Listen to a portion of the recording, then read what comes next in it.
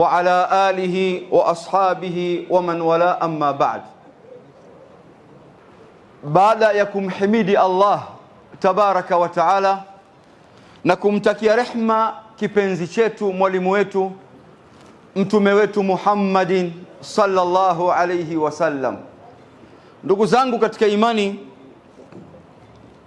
tukiwa tunaendelea kukumbushana katika yale ambayo Allah tabaraka wa taala, ambayo toka tumeanza kongamano hili mpaka linaelekea kwenda kumalizika, kwa fadhila zake Allah tabaraka wa taala, yako mambo mengi ambayo yaliyokuwa yamejiri, yanafungua nyoyo zetu sisi sote, ikiwa miongoni mwa ndugu zetu ambao Allah amewapa taufiki na hidayah ya kuingia ndani ya Uislamu.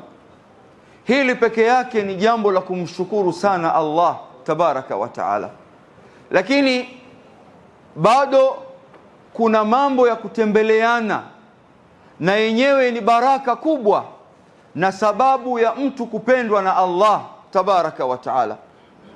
Sote tunafahamu hadithi adhim, hadithi ya Abi Hurairah radhiyallahu anhu, Abdurrahman ibn Sakhar ad-Dawsi, maarufu kama Abu Hurairah kwa kunia yake, anna rajulan zara akhalahu fi qaryatin ukhra, mtu mmoja alikwenda kumtembelea ndugu yake katika mji mwingine. Fa arsadahu Allahu lahu ta'ala fi madrajati malakan, Allah subhanahu katikati ya njia akampeleka malaika.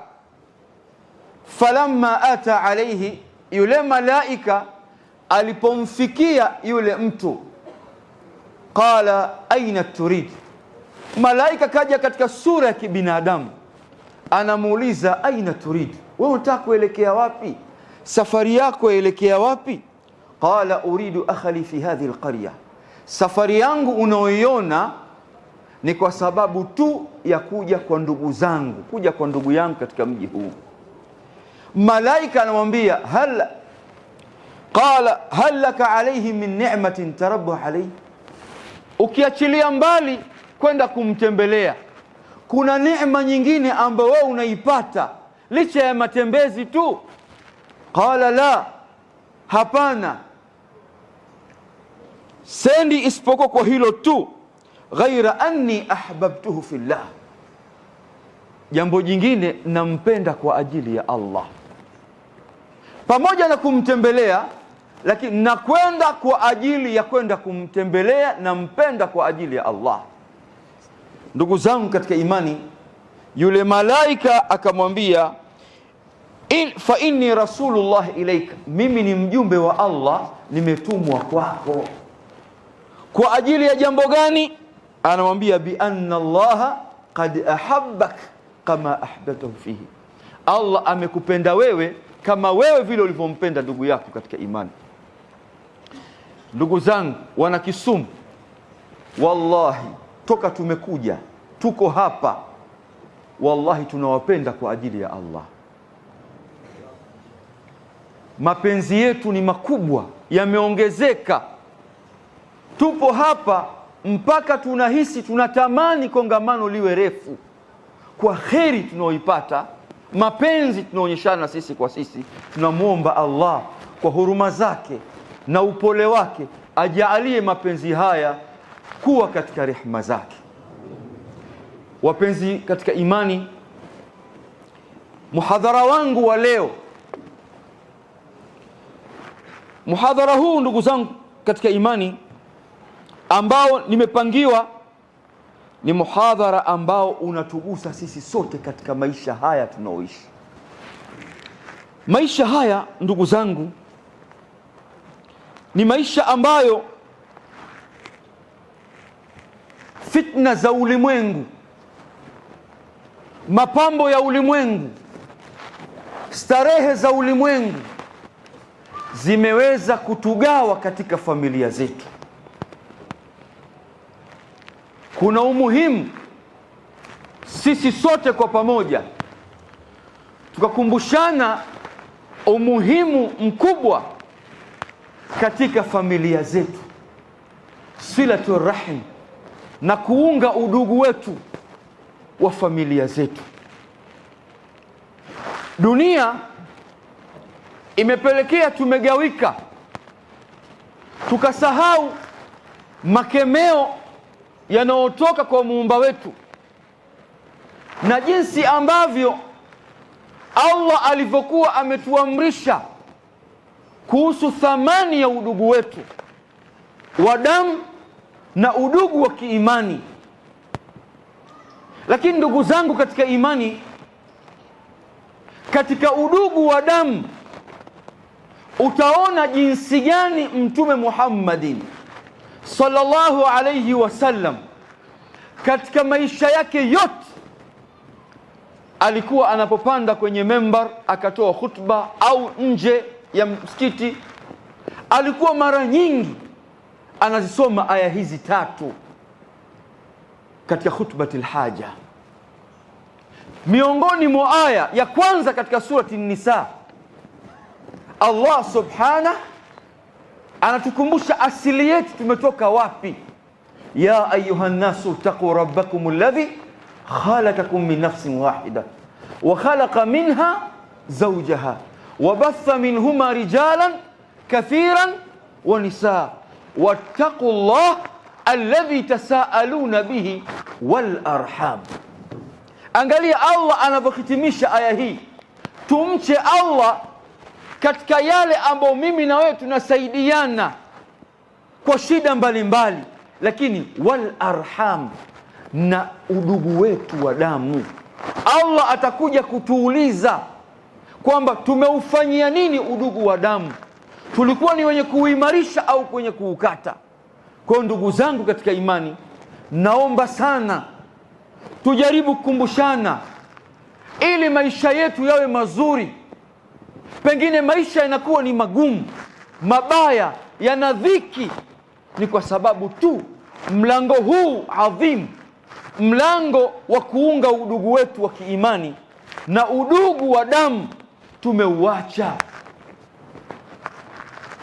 Rawa al-Imam Muslim min hadithi Anas ibn Malik radhiyallahu anhu wa ardah, Abu Hamza. Anas huyu ambaye ameishi na Mtume Muhammadin sallallahu alaihi wasallam miaka 10 akiwa ni mtumishi katika nyumba ya Mtume Muhammadin sallallahu alaihi wasallam. Kunia yake ni Abu Hamza. Anas ambaye ni sahaba wa mwisho kufa katika mji wa Basra, Iraq. Sahaba wa mwisho kufa katika mji wa Iraq, Basra. Huyu Anas anapokea mafundisho kutoka kwa Mtume Muhammadin sallallahu alaihi wasallam. Mtume anasema, man sarrahu an yabsuta lahu fi rizqihi wa yunsa lahu fi atharihi falyasil rahima. Angalia hadithi adhim. Yoyote yule ambaye anataka kufurahi kwamba Allah subhanahu wa ta'ala amkunjulie riziki yake katika ulimwengu huu, isiwe ina tabu, isiwe ina shaka, riziki aliyomwandikia Allah aipate kwa wepesi, kisha na Allah aitilie baraka riziki yake. Wayunsha lahu fi atharihi, na Allah atie baraka katika umri wake, baraka katika maisha yake. Falyasil rahima, aunge udugu wake na ndugu zake. Ndugu zangu katika imani, leo mitihani ambayo tulokuwa nayo, familia moja ya baba mmoja, watoto ndugu hawaelewani, ndugu wa baba mmoja wa kike na wa kiume hawaelewani, bali ukoo mzima ambao umefungamana na familia moja inayotoka katika asili ya masdari moja ya ukoo wao, ambao ni sila baina yao ya kuunga, watu wale hawaelewani. Kitu gani kinachoweza kusababishia hawa watu wasielewane? Mambo mawili makuu. Kwanza ni kuwa mbali na mafundisho ya Qur'ani na sunna za Mtume Muhammad sallallahu alayhi wasallam. Hilo la kwanza. La pili, madhara ya ulimwengu kututeka imetusababishia sisi tunakatana, kwa sababu kila mmoja ya Rabbi nafsi, kila mmoja ya Rabbi nafsi, nafsi, nafsi, nafsi yangu mimi na mwanangu na mke wangu imehama kwenye ukoo. Imebaki mtu anadhani familia ni baina yake yeye mwenyewe na mke wake na watoto basi. Hajali kaka yake, hajali dada yake, hajali baba yake mkubwa, baba yake mdogo, hajali shangazi yake, hajali mama yake mkubwa, mama yake mdogo. Anaona wale ni watu wa mbali. Mtume hapa anasema ukitaka wewe riziki yako Allah aikunjue, usipate tabu ya maisha magumu katika maisha ya ardhi haya, vile vile Allah atie baraka kwenye umri wako, unga udugu wako na ndugu zako. Udugu, ndugu zangu, wanasema wanazuoni akiwepo Imamu Nawawi rahmatullah alayhi, anasema silatu rahim, kuunga udugu, hiya al-ihsani, ni kufanya wema, ihsani kwa kaka yako, dada yako, shangazi yako, mjomba wako, watoto wa mjomba wako, watoto wa amati yako, watoto wa khale yako, ule ukoo, ihsani kwako juu yao. Al-aqarib, watu wa karibu, ala hasbi hali, uunge udugu na ihsani kwa kadri hali uliokuwa nayo wewe. Hali alwasl, katika kule kuunga, wal mausul, na kwa yule mwenye kumuunga. Fatakunu tarata bil mali, wakati mwingine inawezekana kuunga udugu kukaendana sambamba na mali. Hivi wewe katika akili tu unaweza ukala ukashiba ukafurahi baina yako wewe na watoto wako na mke wako, hali ya kwamba unajua kabisa fika kaka yako aliyekushika mkono wewe analala na njaa? Inawezekana kweli ukafurahi? Kama una imani ya dini kweli kweli, inawezekana. Ikiwa jirani yako tu wa nyumba zaidi ya 40, Mtume sallallahu alaihi wasallam anasema laysa almu'min alladhi yashba wa jaru janbihi ja'i'un, hajawa muumini wa kweli ambaye anakula anashiba, jirani yake anashikana njaa. Huu ni jirani. Wewe Muislamu, kaka yako au mdogo wako mlotoka kunyonya titi moja, inawezekana ukala ukashiba na yeye ana njaa, analala njaa. Unaweza ukamsaidia kwa mali, au wakati mwingine bil khidma, msaada wa aina yoyote unaweza ukamsaidia usiokuwa wa mali. Wataratan biziara, hata wakati mwingine wa ziara, kutembeleana. Ndugu zangu, watu wako bize na maisha ya ulimwengu, anasahau hata kwenda kumtembelea ndugu yake wa damu moja, dada yake, wanakaa mji mmoja miezi. Ndugu yako, kaka yako, unashindwa kwenda kumtembelea. Baba yako mkubwa, baba yako mdogo, bibi yako, unashindwa kwenda kumtembelea. Okay, uko basi katika mazingira ya kazi umeshindwa, unashindwa hata siku moja. Kukila ukinyanyua simu wasema leo nimpigie babu yangu, kesho nimpigie bibi yangu, kesho kutwa nimpigie khale yangu, kesho kutwa nimpigie mjomba wangu. Yani unashindwa hata katika njia hiyo ambayo inaingia katika kujenga mapenzi, katika silatu rahim. Utakutana na Allah vipi akija kuuliza kwenye haki kama hii? Na wazazi wanachangia, anajiona kwamba yeye akiwa na mke wake na watoto wake anaona kwamba hapa ndio amemaliza. Ndugu zangu, tuwaweke watoto wetu chini. Alimu auladakum, wafundisheni watoto wenu anna alhayat, maisha tunaoishi katika mgongo wa ardhi haya tunaoishi, laisa laha maana bila aila, hayana thamani yoyote bila kuwa na msingi mzuri wa familia iliyosimama katika malezi mazuri. Wa anna albaraka, na baraka katika familia, fi silati rahim, inakuja kwa kuunga udugu. Tuwafundishe watu wetu haya ili wao wakuwe katika malezi haya ambayo leo yanapotea kwenye familia nyingi sana. Ndugu zangu katika imani, silatu rahim wajib. Kule tu kuunga udugu ni wajib, na bali kule kukata udugu ni jambo la haramu lenye dhambi iliyokuwa mbaya. Wao kuwafundisha watoto wako kwamba familia yangu ninayoijali ni mke na watoto tu, lakini wengine mimi hawa naona ni watu wa mbali. Wakati mwingine ndugu zangu, familia zetu za Kiislamu zinachukua taimu nyingi na marafiki, zinaacha kuwa karibu na watu wa damu, watu ambao walikuwa karibu Allah alikuwa amewasitizia nao. Anaweza akampenda mtu kwa sababu ya mipira, akachukua taimu kubwa ya kuwa naye, akasahau kaka yake aliyemlea.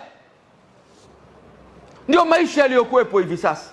Lakini ndugu zangu katika imani, kule kukata udugu kwa kuwafundisha watoto wetu na vizazi vyetu mipaka yao katika familia ni hapa mpaka hapa, ukaacha kuwaelekeza katika maadili yaliyokuwa mema anayoyataka Allah, ni moja katika chukizo kubwa la Allah. Allah amewalaani watu wa sampuli hii.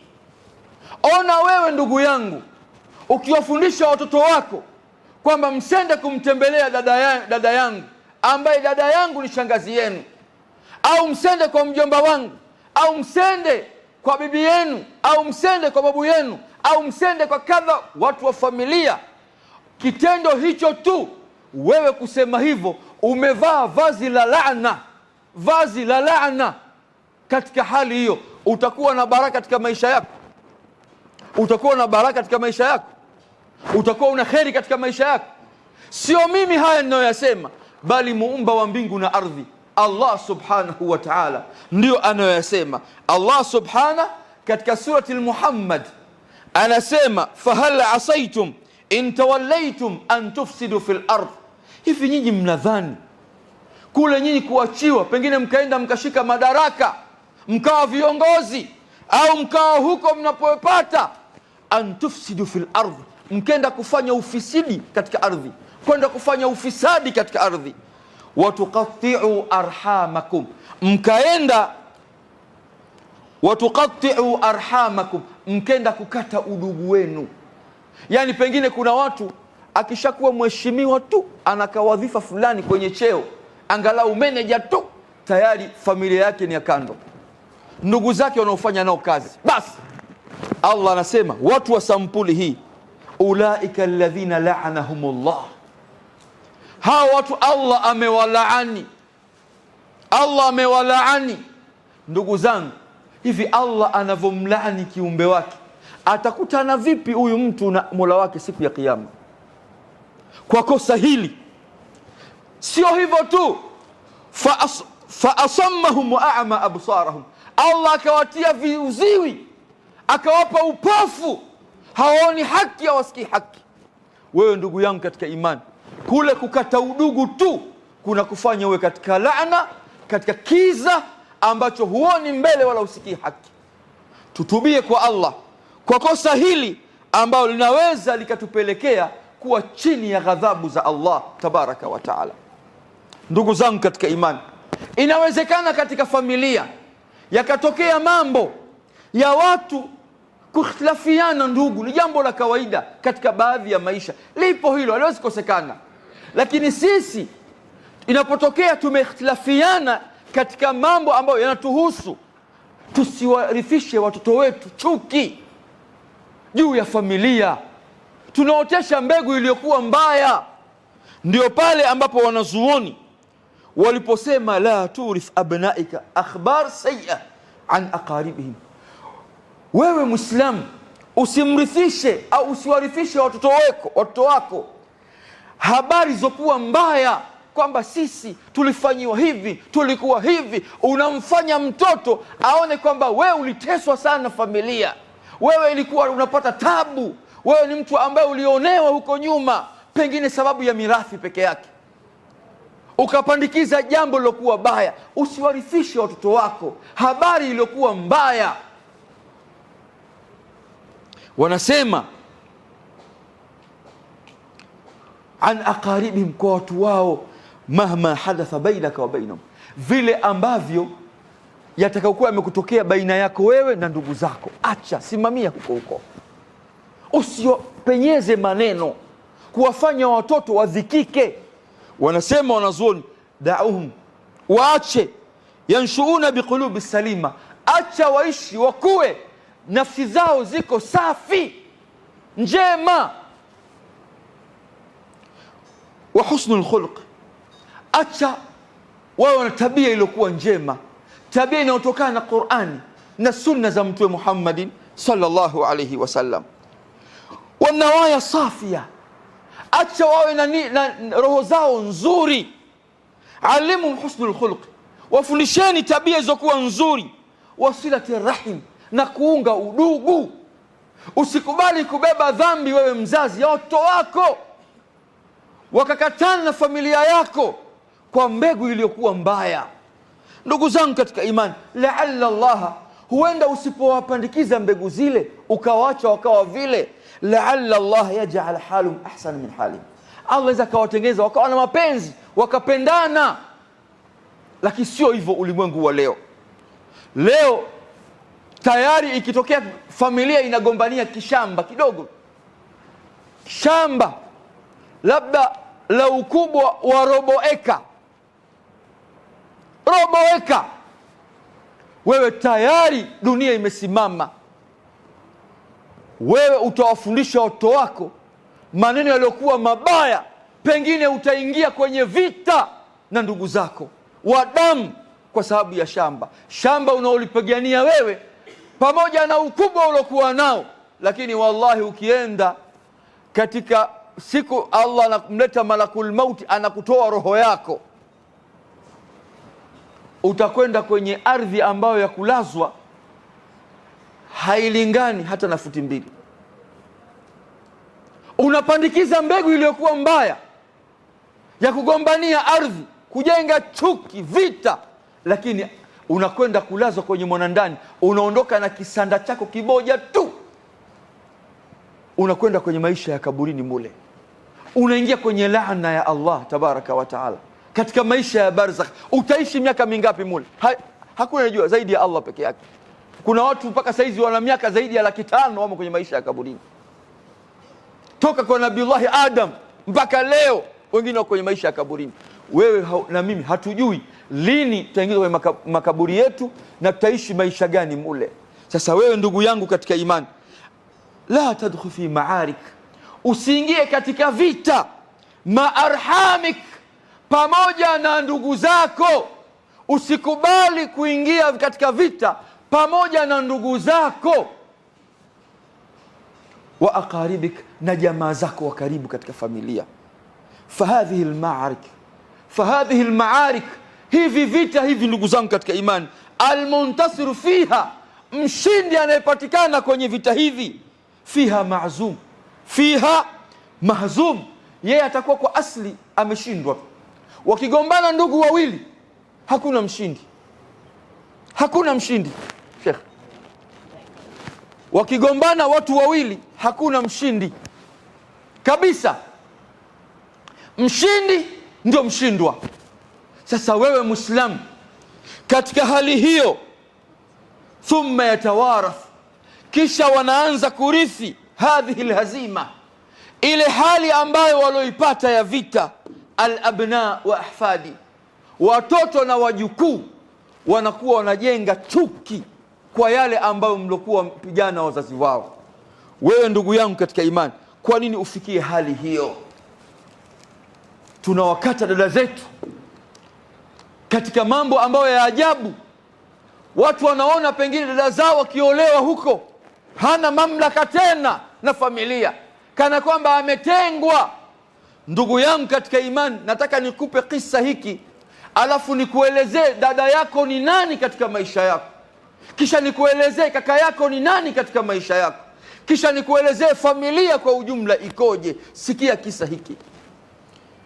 Ndugu zangu, Hajjaj ibn Yusuf al-Thaqafi, huyu Hajjaj ibn Yusuf al-Thaqafi alikuwa ni amiri jeshi mkuu katika jeshi la Muawiya, katika jeshi la Yazid ibn Muawiya, jeshi la Yazid ibn Muawiya.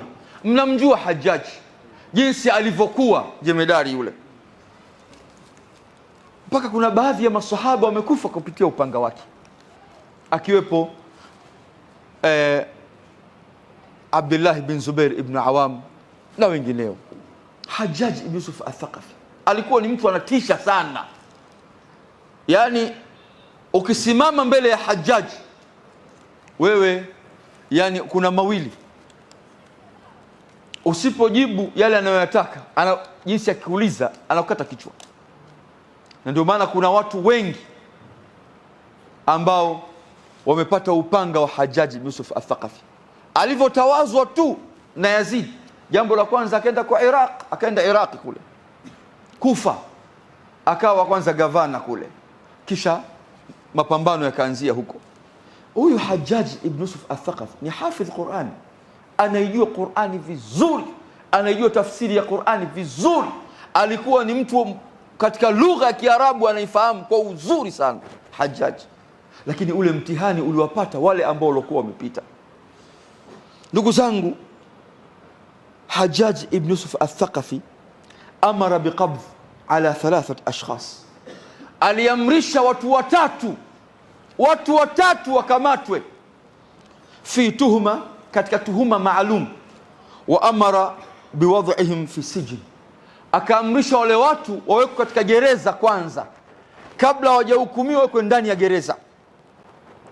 Kisha alivyomaliza kuwahukumu, thumma amara alaihim, kisha akaamrisha juu ya wale watu watatu, an tudhrab a'naqahum, wakatwe vichwa wale watu watatu, kwa tuhuma ambao Hajjaj ibn Yusuf al-Thaqafi aliona kwamba wanastahiki wale watu kukatwa vichwa. Wahina qudimu amama siyaf, wale watu wameletwa, jamii, watu wamejaa pembeni, wanaangalia wale watu wanaotaka kukatwa vichwa. Mbele wanamuona mwanamke mmoja ameketi, anatokwa na machozi. Hajjaj, wale watu wenye kukata shingo za watu, maaskari wale ambao ndio hasa wameshika mapanga kuja kuwakata, wameshasogea karibu. Lama al-Hajjaj, Hajjaj akatupa jicho hivi. Lama al-Hajjaj imra'atu dhat al-jamal tabki, anamuona mwanamke mmoja analia. Hajjaj katulia, katupa jicho hivi, anamuona mwanamke mmoja analia, tena analia bihirqa, kashika kitambaa anafuta machozi. Faqala ahdhiruha, ebu mleteni mwanamke yule nimuone kwamba kinachomliza ni jambo gani. Yeye anaona kwamba mimi nawaua watu watatu, naamrisha wakati vichwa watu watatu. Yule mwanamke ana mafungamano gani, ana jambo gani ambalo linampelekea mwanamke yule kutokwa na machozi na kilio kikubwa chenye hisia kali kiasi hicho? Falamma hadarat baina yadayhi, yule mwanamke alivyofika mbele ya Hajjaj ibn Yusuf al-Thaqafi, saalaha, Hajjaj akamuuliza, ma alladhi yubkiki, kitu gani kinachokuliza wewe? Ebu tupe siri ya kitu gani ambacho kinachokuliza wewe. Yule mwanamke faajabat, akajibu, haulai alladhina amarta bidharbi a'naqihim, hao ulioamrisha hawa wakatwe vichwa hawa, hao unaona ambao wameamrishwa wakatwe vichwa hawa. Hum zauji, miongoni mwao yupo mume wangu, washaqiqi, na kaka yangu, baba mmoja mama mmoja, wabni, na mtoto wangu wa kiume huyo mmoja. Hajjaj anamsikia mwanamke yule anasema, faladhata kabdi, huyu mtoto wangu huyu unayemwona ndio ladha ya moyo wangu. Si kila mtu anampenda mtoto wake jamani? Ndivyo sivyo? Katika hisia za familia, si kila mtu anampenda mtoto wake? Hasa mama zetu, utawaambia nini kwa watoto wao? Yule mwanamke alivyoambia vile Hajjaj, fakaifa, itakuwaje, la abkihim, mimi siwalilie kwa hali unayoiona. Faqala al-Hajjaj an ya'fu an ahadihim ikraman laha. Hajjaj akaona amsamehe mmoja katika wale watu wangapi? Watatu. Ikraman laha, kwa heshima ya yule mwanamke, akaonea huruma, akaona bora mmoja tu, angalau mmoja tumsamehe, walobaki wauawe. Sasa yule mwanamke, ndugu zangu katika imani, waqala laha, Hajjaj anamwambia, takhayyari ahadihim kay a'fu anhu, chagua mmoja katika hawa watu watatu. Hawa watu watatu chagua mmoja ili tumpe msamaha. Ndugu zangu katika imani, wakana dhannuhu, dhana ya Hajjaj mwenyewe, an takhtara waladaha, kwamba yule mwanamke atachagua nani? Mwanae. Hayyama samt, pakatulia kimya, kila mmoja anasubiri jibu la yule mama, atamchagua nani? Lakini dhana ya wote pale wakaona yule mwanamke atamchagua kijana wake. Ndugu zangu, wataallaqat al-absar bilmar'ati fi intidhari man takhtar liyufa anhu, macho yanamkodolea yule mama ili atamchagua nani ambaye atasameheka. Ndugu zangu katika imani, yule mwanamke qalat, akasema, akhtari akhi, namchagua kaka yangu. Kamwacha mme wake, kamwacha mwanae, akasema akhtar akhi, namchagua kaka yangu. Fafuji al-Hajjaj, wote wakashangaa. Hayakuwa matarajio hata kidogo, min jawabiha, katika jibu lake. Wasaalaha an sir ikhtiyariha, ebu tueleze siri gani ilokufanya wewe ukamchagua kaka yako, ukamwacha mwanao, ukamwacha mme wako. Tupe siri ambayo ilopelekea wewe ukafanya maamuzi hayo.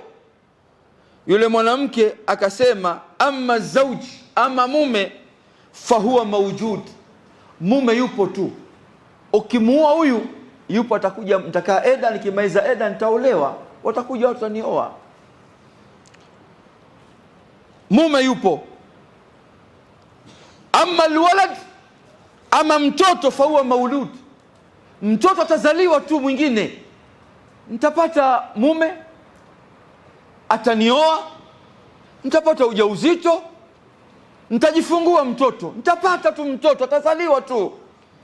Lakini akamwambia, amma al-akh, ama ndugu yangu, fahuwa mafqud, ndugu yangu simpati tena, sina mbadala mwingine tena. Hawa ndio dada zetu walokuwa wanahisia juu yetu. Hivi mimi na wewe ndugu yangu katika imani, tunatambua hisia hizi za dada zetu juu yetu? Au tunavyomwona wake zetu tunaona kwamba hawa ndio tumemaliza, dada zetu hawana thamani katika maisha yetu, ni mtu wa kando? Ndugu yangu katika imani, al-ukht al-kabira, dada mkubwa, hiya qalbu al-bait, ndio moyo wa nyumba, wa katim al-asrar, na ndiye ambaye anaficha siri. Hiya al-amal, ndio amal, ndio matumaini. Idha ghaba al-amal, pindi matumaini yanapokosekana. hiya ibara ni hikaya la tas'a liwasfiha, yani hata ukimhadithia dada huwezi ukafika nafasi ambayo ya kutosha kumhadithia dada yako wa baba mmoja mama mmoja, huwezi. Hiya almustashara, dada ndiye mtu ambaye unaweza akawa ni mshauri kwako wewe aliyekuwa mzuri. Almustasharati alula, mshauri wa kwanza fi kulli dhuruf, katika kila tabu unazokutana nazo. Hiya sanad alkabir, ndio nguzo iliyokuwa kubwa. Wa kalbul akbar, na moyo mkubwa. Hiya ummu thania, ndiye mama wa pili katika maisha yako wewe. Je, unatambua thamani ya mama katika maisha ya ulimwengu? Ndugu zangu katika imani,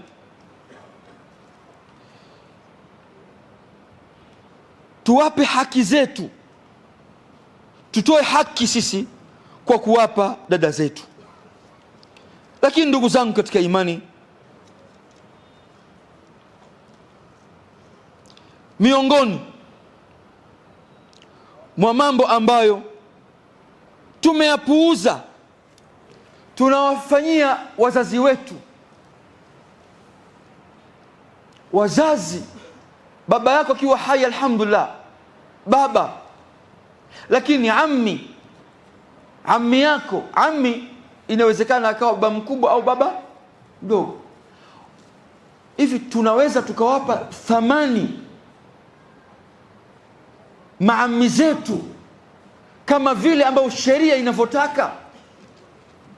Alimu auladakum, wafundisheni sana watoto wenu, anna al-am ab, kwamba baba mdogo au baba mkubwa ni baba.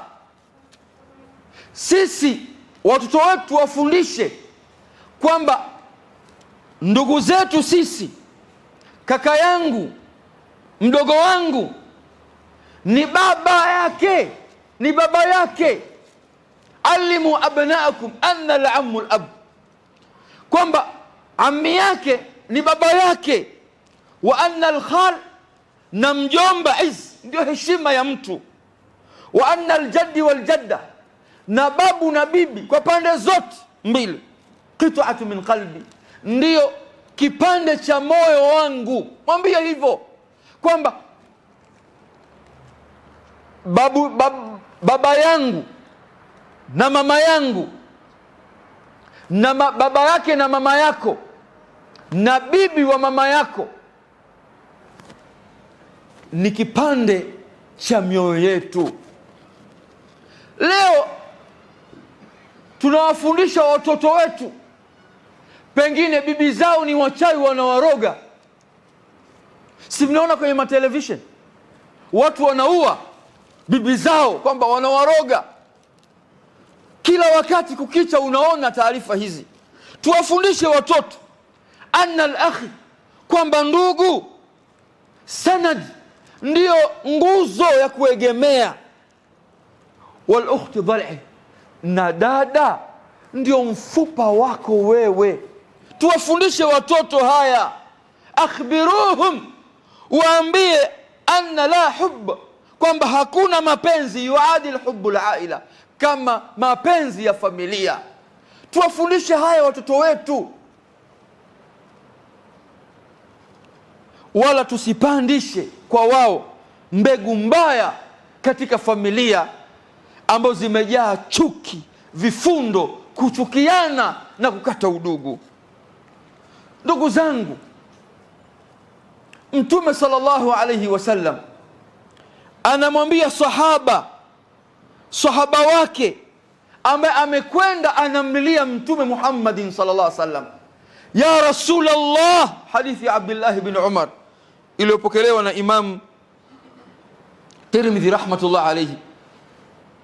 Mtu kafanya dhambi kubwa, anahisi kwamba haina toba, dhambi nzito, haina toba, anakwenda kwa Mtume analia.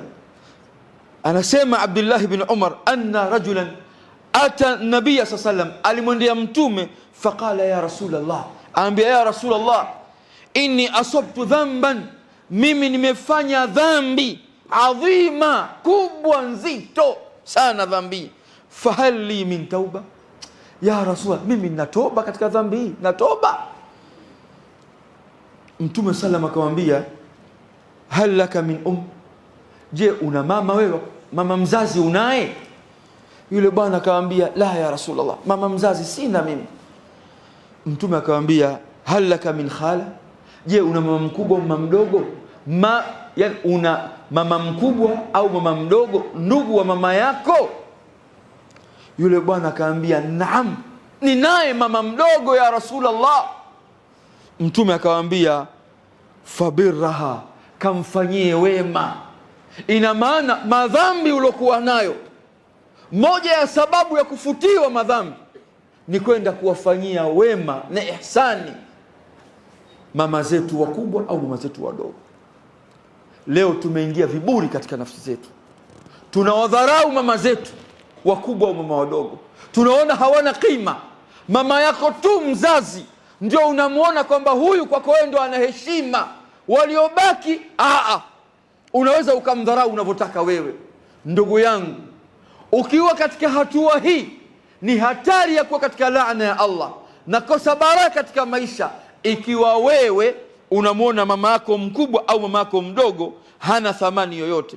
Ndugu yangu katika imani, bali Mtume sallallahu alaihi wasallam alimwambia Umar, al-khala, mama mkubwa au mama mdogo, bimanzilati al-um, wanachukua daraja sawa sawa na mama. Yani ile ihsani unaomfanyia mama yako mzazi ndio hiyo hiyo unatakiwa umfanyie nani? Khale yako.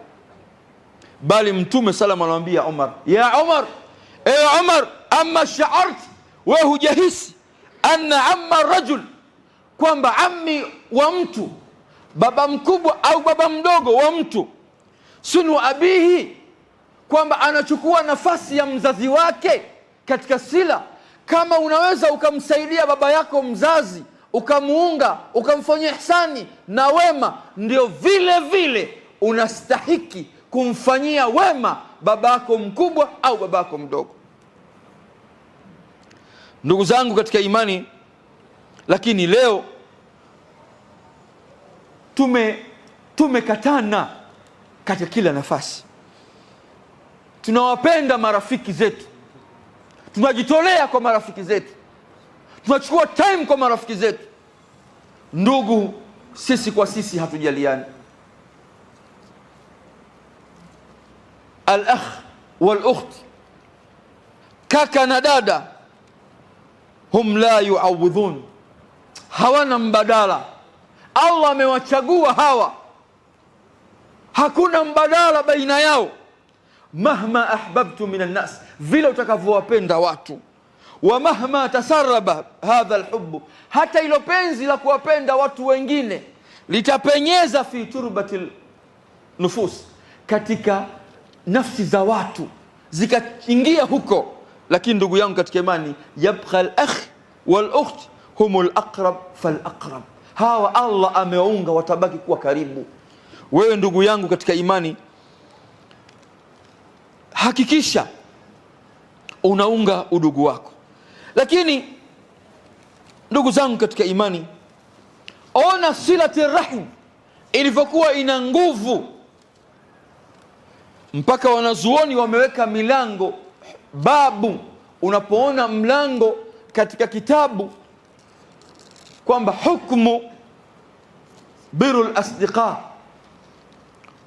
al-abu wal-um wal-aqarib, hapa nakuletea hadithi ambayo inaonyesha jinsi gani ambavyo Uislamu umetilia mkazo mapenzi ya kuunga udugu hata kwa marafiki wa baba yako, ambao sisi tunayapoteza leo. Katika hadithi ya Abdullah bin Umar, Abdullah bin Umar, ndugu zangu katika imani, siku moja anasimulia Abdullah akiwa na Ibn Dinar na wengine, anna rajulan min al-a'rab, mtu mmoja katika mabedui huko, laqiyahu bi tariqi Makkah, alikutana na Abdullah bin Umar njiani Makkah, huko pembeni Makkah nje. Alivyomuona tu Abdullah bin Umar yule mtu, Fasallama alayhi Abdullah ibn Umar wa hamalahu ala himari, akambeba juu ya punda wake, kisha aatahu al-imama, akampa kilemba.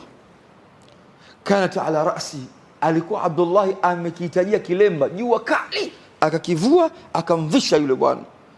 Wale waliokuwa na Abdullah wanafunzi wake wanamwambia aslahaka Allah, Allah kutengeneze. Dua hiyo, innahum arabi, bwana ni mabedui tu, wanaridhia kwa mambo mepesi tu. Kwa nini wewe unavua mpaka kilemba? Ngamia punda wako umeshuka, umwachia yeye apande. Anawaambia, kwa nini unajua nafanya hivi? Anaambia, ninafanya hivi kwa sababu moja tu. Nimemsikia Mtume Muhammadin sallallahu alaihi wasallam anasema, inna abarra albir, hakika wema mkubwa, an yasila rajul udda abihi, ni mtu kuwaunga vipenzi wa baba yake. Yani yule ambaye alikuwa rafiki wa baba yako, kitendo cha wewe tu kwenda kumuunga, kumfanyia wema, unapata thawabu.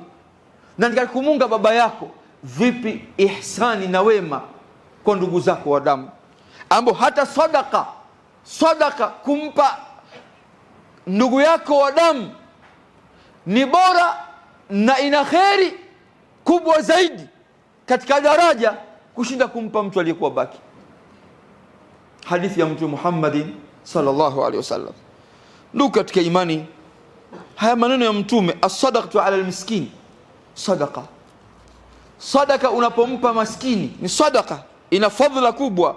Wa ala dhi rahim, lakini kumpa ndugu yako wa damu wa karibu katika nasaba, thintani, sadaqatu wasila, kuna mafungu mawili. Kwanza sadaka yenyewe, kisha la pili silati rahim.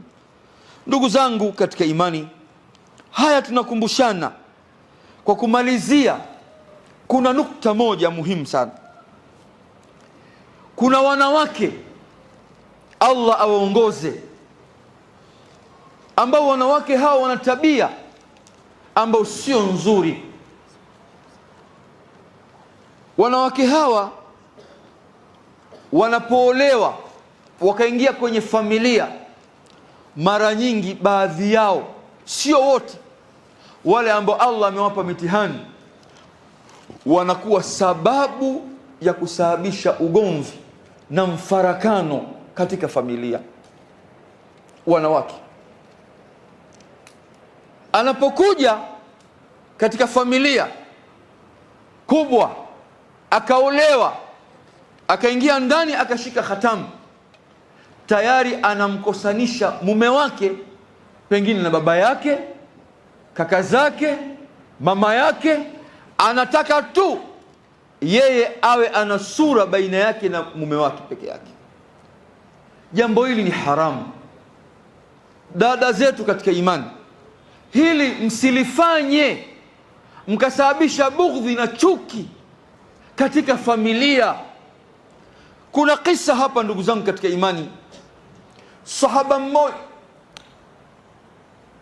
sahaba Abdurrahman ibn Auf, mmoja katika 10 mubashirina fil janna, alikuwa ana mwanae anaitwa Talha ibn Abdurrahman ibn Auf. Huyu alikuwa ni katika mafukaha wa Madina, na sifa yake min ajwad al-Quraish fi zamani. Huyu Talha bin Abdurrahman ibn Auf alikuwa ni mkarimu sana kwa Makuraish, wale ambao ni muhajirin walohama kutoka Maka kuja Madina wakabobea pale. Huyu alikuwa ni mtu ambaye mtoaji, mkarimu, mwema sana. Lakini ndugu zangu katika imani, katika ukarimu ule alikuwa anaufanya, mke wake ilimuingia kitu katika nafsi yake.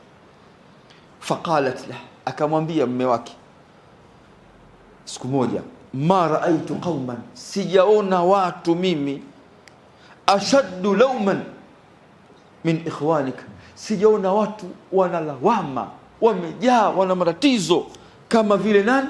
Ndugu zako wewe. Qala, akasema, walima dhalik, kwa ajili ya nini ndugu zangu wana matatizo makubwa? qalat, akasema arahum, yani mimi naona wewe uone, arahum, naona idha ightanait lazamuka, wewe ukipata neema sana, maisha yakaingia ndani mazuri, kila saa hodi, kila saa wanaingia ndani, wanakaa kila saa karibu, yani wakati wa chakula wamo, wakija ukiwa umepata tu shida zimeanza kuongezeka.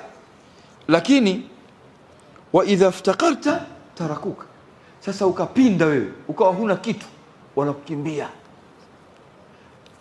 Wako wanawake hata leo wako hivyo, na wewe kwa ubwege wako unaambia hata mimi nimelifikiria siku nyingi, hata umeliona. Kweli sio kweli?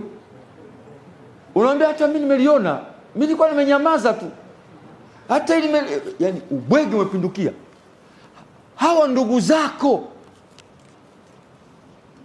wamelala na wewe mfuko mmoja. Hawa ndugu zako wanapokuja kwako wanataka wewe uwastiri katika maisha ya ulimwengu, pengine hawana chakula. Mangapi walijitolea, walikushika mkono, wewe tayari hapo unaanza kugeuka. Kisha ukifika mahala na wewe akili yako ikiwa hiyo, unaanza kuingia kwenye fikra mbaya, unafunga mlango. Huyu Talha akaambia hapana, hadha wallah, hili jambo unalofanya min karami akhlaqin, ni jambo linaonyesha kwamba tabia yao ilivyokuwa nzuri sana. Hao ni watu wema. Kwa kitendo hichi ambacho unachoniambia mke wangu, unanizindua. Mimi nilikuwa sijajua kama watu hawa ni wema kiasi hicho. Hawa Allah awalipe. Kwa nini?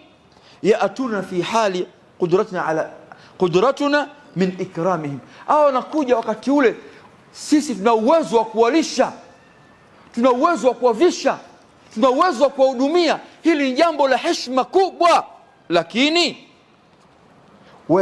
wayaturukuna, wanatuacha fi hali ajzina an ikramihim, wanatupa wasaa tunapokuwa tumeshindwa kutekeleza wajibu wetu juu yao. Si tunaelewana? Kweli ni kitendo si kizuri, lakini huyu amegeuza jambo hili likawa jema, kama wasema Imamu al-Ajuri. Kwa sisi tunasema, ndugu zangu, tunawapa nasaha dada zetu vile vile kwamba wasiwe sababu ya wao kusababisha kukata udugu. Ndugu zangu, tunaulizana swali. Wewe umeishi na ndugu yako wa damu, umezaliwa, umekuwa, mnalala kitanda kimoja. Sio maisha yetu? Chumba kimoja, kitanda kimoja. Mnakuwa mpaka mnafika miaka 7, mnakwenda madrasa, mnakwenda msikitini, mnakwenda mpaka mnabaligh, mnakwenda mpaka miaka 25, mko pamoja hivi, chumba kimoja. Kisha anaolewa mwanamke, anakuja nyumbani, anakaa miezi mitatu, anakwambia ndugu yako ana roho mbaya, dada yako yule mimi namuona ana mdomo yule, wewe inaingia kile. Ndugu zangu, ndio tulivyo. Umeishi na dada yako miaka 30, anakuhudumia kwa chakula.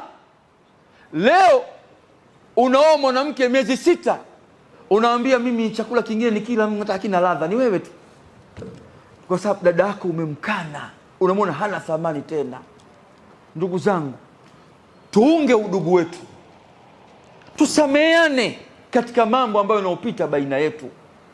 Mkamilifu ni Allah, lakini kama tutaamua tuna fikra za kimagharibi juu ya familia zetu, kila mtu lihalo, yani kila mtu, mimi, mke wangu na watoto wengine, hapana, tutakwenda kwa Allah tunalia. Maana kuna watu katika mlango huu, mtu anafanya makusudi kuifanyia familia mpaka malaika wenyewe wanamshangaa kwa ulimbukeni aliokuwa nao. Sasa Allah tunamuomba kwa rehema zake, taufiki yake, ajalie familia zipendane, zisameheane, zihurumiane, zifute yale ambayo yaliokuwa yamepita, watu wafungue ukurasa mpya. Tukitoka hapa, ndugu zangu, kila mtu ahakikishe kapiga simu kwa shangazi yake, kwa bibi yake, angalau kwa ammati yake, kwa mdogo wake, kaka yake ambaye hajamwona siku nyingi, aongee naye kwa ajili ya Allah, kwa ajili ya Allah. Subhanaka Allahumma bihamdi nashhadu an la ilaha illa ant nastaghfiruka wa natubu ilaik walhamdulillah.